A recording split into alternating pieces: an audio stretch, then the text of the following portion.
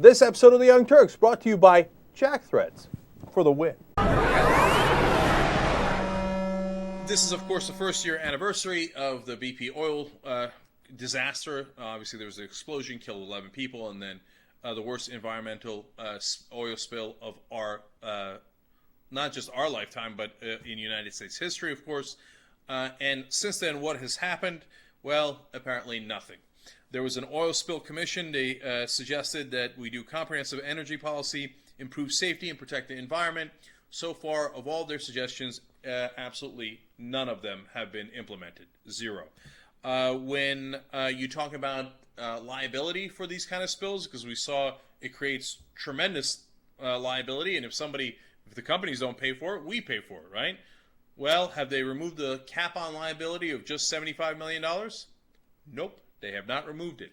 So if one of the smaller companies, and there are about half a dozen small companies who do drill, relatively small obviously, in the Gulf of Mexico, if they had a disaster like BP, they couldn't pay for it. And they just simply declare bankruptcy and go, sad day for you. I have a $75 million cap on liability and I'm done. Now the American taxpayer pays for the rest of it. Privatize the gains, socialize the losses. That's how it works. So did that get fixed? Nope. How about the idea of introducing legislation? Well, the Democrats did introduce some legislation. Of course, it was filibustered and killed in the Senate by the Republicans. But don't worry, now that the Republicans are in office, they have introduced 3 pieces of legislation: Putting the Gulf Back to Work Act, Restarting American Offshore Leasing Now Act, and reversing President Obama's Offshore Moratorium Act. Every single one of those removes regulation, does not add regulation or protection. Apparently they think we had too much protection, too much regulation of the oil industry, and that we would be better off if we remove that regulation and let them drill without any safety, not without any, but with less safety precautions. Now, we already had those safety precautions, and they proved obviously not ample enough. Republicans don't give a damn. They want more drilling. In fact, the president has already authorized 10 more deep water drilling expeditions in the Gulf of Mexico and 46 shallow water expeditions. And those wells are going to continue straight ahead. Okay. Now, I said back when the president came out a little over a year ago and said that he would expand offshore drilling. What did I tell him? As I say it all the time. Don't agree with the Republicans. They will use it against you. And certainly you shouldn't agree with the Republicans unless you get something back. These preemptive concessions are a disastrous idea. And 3 weeks after the president announced it, we had the explosion on Deepwater Horizon by BP, Transocean, etc. Now, just in case you don't believe me that I said that, let's go to the videotape. This is after the president made his announcement, 3 weeks before the BP disaster. Let's watch clip number 5. And what he's decided to do is that he's going to open up offshore areas to oil drilling. So opening up large chunks of the Atlantic coastline, the eastern Gulf of Mexico, and the north coast of Alaska to oil and natural gas drilling. Genius move. Now, why is this a terrible idea? And then I went on to explain why it was a terrible idea. And remember, that was 3 weeks before the BP disaster. Okay? Now, in another part of that explanation, here's why I explain why you shouldn't compromise. Clip number 6. Why do I think it's a terrible idea then? Because this is not the second or third compromise. This is the 128th compromise in a row. It reeks of weakness. That's how Obama enters every single debate. Now remember, that was over a year ago. And since then, what's happened? Obama has compromised on tax cuts. In fact, it wasn't a compromise. He gave them exactly what they wanted in tax cuts. And now you see Michelle Bachmann say, oh, we didn't want the tax cuts. Obama wanted the tax cuts for the rich. So offshore drilling, Obama's decision was to go offshore drilling. He's at fault for BP, but by the way, we'd still like to do more offshore drilling. And why is that a bad idea? I continue to explain. Clip number 7. But this is the main thing they wanted. Why would you give this up at the beginning of the process? It's crazy.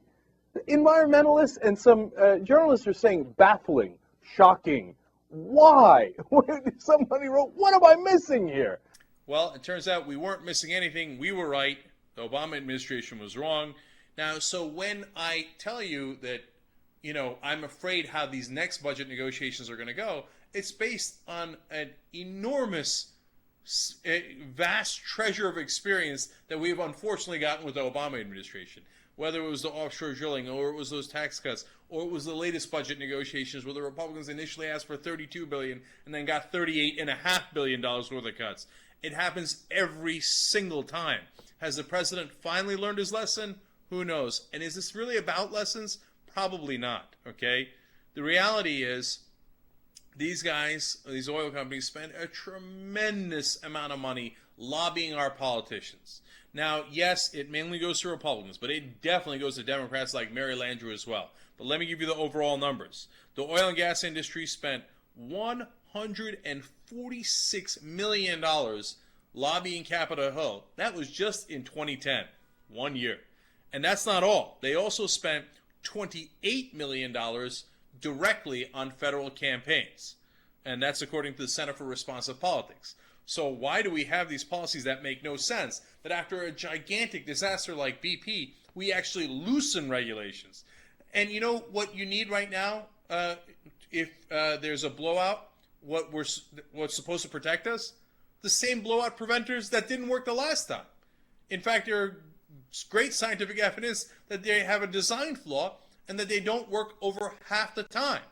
And when they asked Ken Salazar, the Interior Secretary for the Obama administration, hey, you're giving away all these new drilling permits. You're letting them drill. Have we fixed anything? And can we, make sure that this won't happen again? He said, well, it's a work in progress. That means, hell no, we didn't fix it. And if it blows up, the same exact thing is going to happen. Because our politicians get greased. By the way, BP is back to donating. Before, they took a little moratorium. They're like, let's take it easy for a little while. Now they're right back in the game. And who are they giving to? In this case, exclusive to Republicans. Speaker John Boehner gets a check. House Majority Whip Kevin McCarthy gets a check. National Republican Congressional Committee gets a check. National Republican Senatorial Committee gets a check.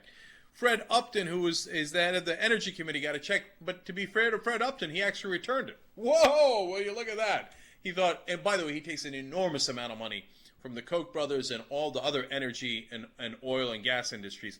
He just was smart enough to say, BP, well, that's probably not smart taking it. But the rest of them were like, give me. Boehner's like, yeah, of course I'll take BP's money. We do their bidding anyway. We might as well get paid for it. And in fact, the National Republican Senatorial Committee's spokesperson, Brian Walsh, was the most honest about it. He said, quote, we appreciate the support of all of our donors. I bet you do. And that's why BP's back in business. And in fact, the first permit given out was to a company half owned by BP after the moratorium was lifted.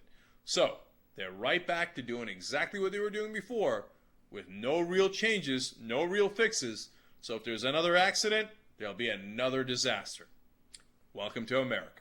Jack Threads is a new sponsor for TYT. They're a members-only online shopping club, but because you know us, you're going to get in. Aren't we cool? But here's a key part to it, 80% off.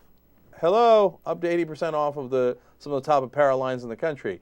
Game over. Right. So go to jackthreads.com/TYT because it's free to join, and you get all those discounts, and you avoid the pain in the ass. The ending of this commercial is a little schwang wang wang.